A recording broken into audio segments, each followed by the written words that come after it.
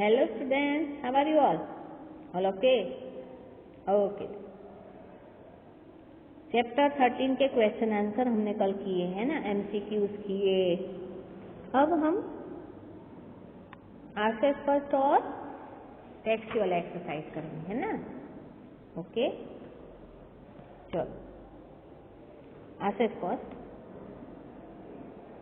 इस समाधि में छिपी हुई है एक राख की ढेरी, जलकर जिसने स्वतंत्रता की दिव्य आरती फेरी।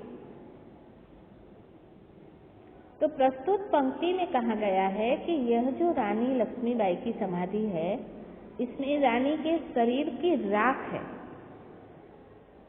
है ना?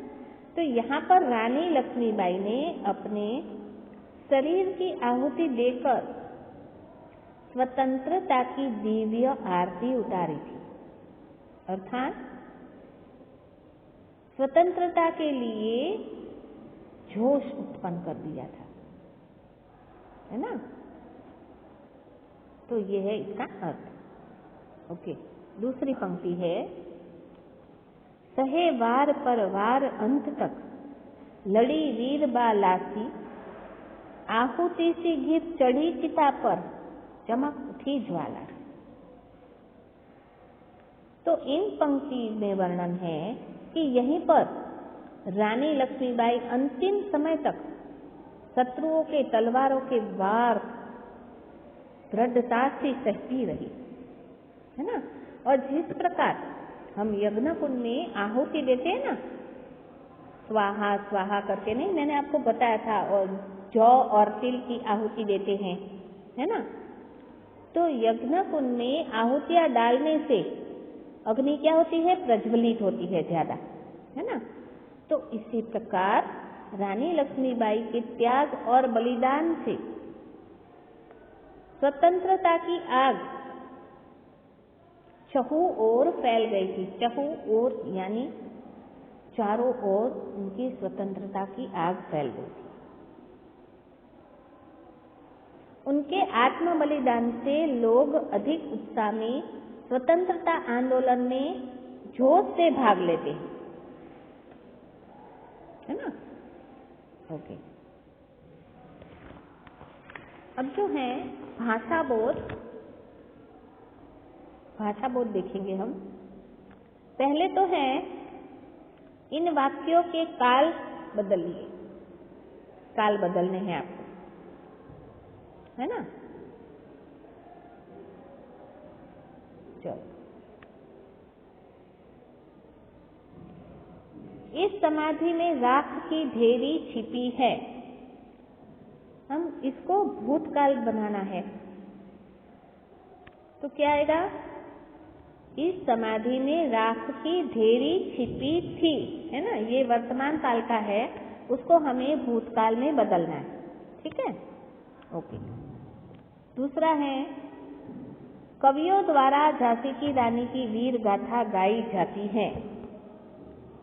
अब इसे भविष्य काल में परिवर्तित करना है, तो कवियों द्वारा झांसी की रानी की वीर गाथा गाई जाएगी, है ना? मतलब आने वाला कल, है ना? भविष्य काल, आने वाला कल। ओके, नेक्स्ट, रानी लक्ष्मीबाई की अंतिम लीला स्थली यही थी। अब इसको वर्तमान काल में बदलना है, तो रानी लक्ष्मीबाई की अंतिम लीला स्थली यही है, अभी भी है ना, मौजूद है। Yes, okay. नेक्स्ट है, संसार में अनेक सुंदर सुंदर समाधियां हैं। इसको भूतकाल में परिवर्तित करना है, तो संसार में अनेक सुंदर सुंदर समाधियां थी, है ना? ओके, चलो थर्ड एक्सरसाइज है, उसमें आपको कारक की विभक्ति लगानी और उसके नाम लिखने, ठीक है? चलो, इस समाधि डैश छिपी हुई है, क्या आएगा आंसर? में, है ना? में कौन सा कारक है? अधिकरण, है ना? ओके। दूसरा, एक राख डैश ढेरी। इसमें क्या आएगा? की कौन सा कारक है? का, के, की, रा, रे, री है संबंध कारक, ये ओके।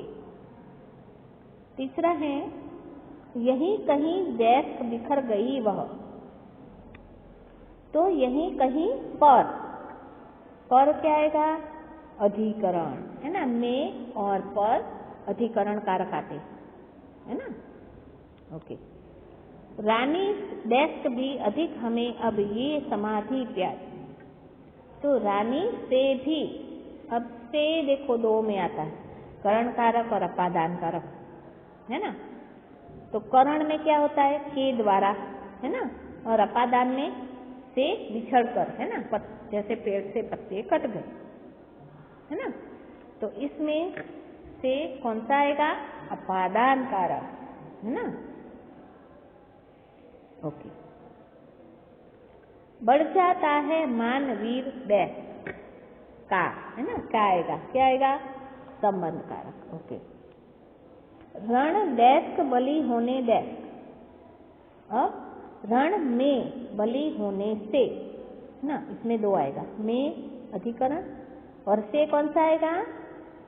करण कारक। क्यों? क्योंकि के द्वारा बलि होने से है ना, ओके। अब नेक्स्ट है शब्द विचार।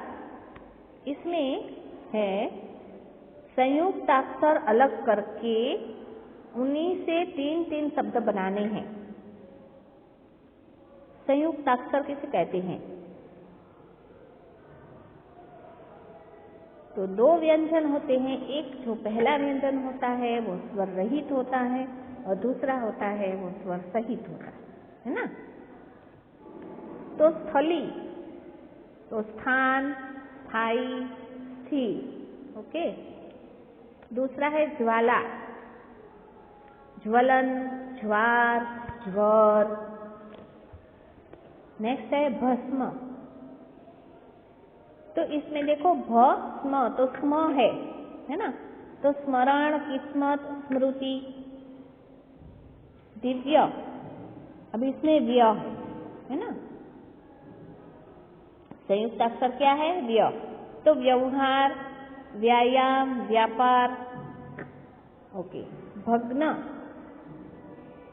इसमें है ग्न है ना, अग्नि, मग्न, भग्न, संलग्न, एस। प्यारी, इसमें प्या है, प्याज, प्याला, प्याऊ है ना, समझ में आ रहा है ना, ओके। अब है इन शब्दों में दो दो प्रत्यय लगाने हैं और नया शब्द निर्माण करना है। जैसे मैं एग्जाम्पल देती हूँ, मूल्य तो मूल्यवान और मूल्यवती, ठीक है। चलो, गुण, गुण प्लस वान गुणवान, गुण प्लस वती गुणवती, ओके। चरित्र, चरित्र प्लस वान चरित्रवान, चरित्र प्लस वती चरित्रवती। प्रतिभा, प्रतिभा प्लस वान प्रतिभावान, प्रतिभा प्लस शाली प्रतिभाशाली, ओके। अब नेक्स्ट है कि कुछ शब्द के अर्थ देखने में तो एक समान होते हैं है ना, परंतु उनके प्रयोग में भिन्नता आती है। जैसे स्नेह और श्रद्धा है ना, इसके वाक्य बनाने हैं। तो स्नेह, तो हमें अपनों के छोटे को स्नेह करना चाहिए, ठीक है।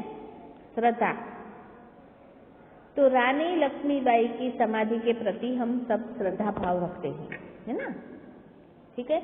अब दुख और शोक एक ही है पर उसके वाक्य अलग है, उसके वाक्य में भिन्नता है, प्रयोग में भिन्नता है। जैसे दुख, मित्र के सड़क दुर्घटना में देहांत पर मुझे बहुत दुख है, ठीक है।